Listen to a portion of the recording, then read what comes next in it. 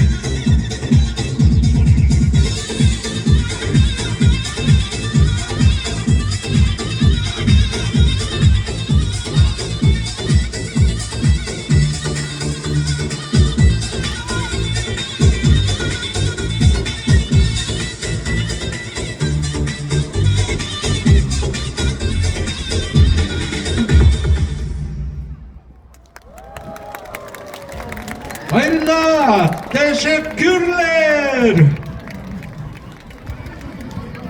Mana buçuğun aylığında ağaç deveri örgülçülük joyna. Kettin buçuğu